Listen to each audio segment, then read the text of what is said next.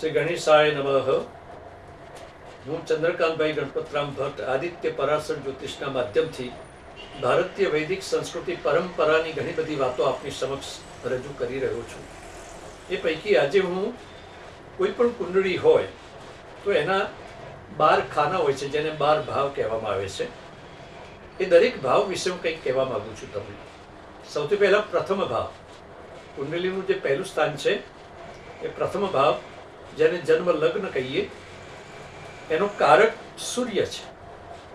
અને એ ભાવમાં શું દેખાય તો શારીરિક લક્ષણ, તેજ, તમારું આત્મા સંબંધી વિચાર, તમારું વ્યક્તિત્વ, અહંકાર, તમારા મનનો વિચાર, તમારી ઈચ્છા તેમજ અનિચ્છા, તમારી તંદુરસ્તી કેવી હશે, તમે કીર્તિ, યશ કઈ રીતનો પ્રાપ્ત કરશો, તમારું બાહ્ય દેખાવ શું છે, તમારા શરીરનો વર્ણ કેવો છે, તમારા હાથ પગનો વિચાર, મસ્તિષ્કનો વિચાર, મગજનો વિચાર પણ એની અંદર આવે, સૌંદર્ય, જીવન શૈલી, કેશ સૌંદર્ય, તમારા મનની દુર્બળતા, રાજકીય વિચાર અને સંપૂર્ણ વ્યક્તિત્વ, અને એમાં શરીરના અંગો, એની અંદર માથું આવી જાય છે, તમારું કપાળ અને તમારું મગજ.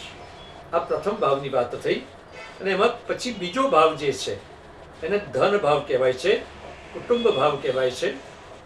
એનો કારક, કારણ કે એમાં મુખ પણ છે, એટલે વાણી માટેનું કારક એ બુધ છે. પણ તમારે ધન પ્રાપ્ત કરવું છે તો એનું કારક છે ગુરુ.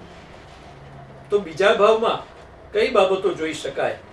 મુખ, સૌંદર્ય, જમણી આંખ, દાંત, તમારી વાણી, તમારું કુટુંબ, કુટુંબ સુખ, ધન સંગ્રહ, તમારી સ્મરણ શક્તિ, વારસાગત તમને શું પ્રાપ્ત થાય છે તે શિક્ષણ, તમારા કાન, તમારી કલ્પના, આભૂષણ, આહારની અભિરુચિ, તમારી મિલકત, કિંમતી રત્નો, મરણનો વિચાર, ગળું અને શ્વાસ.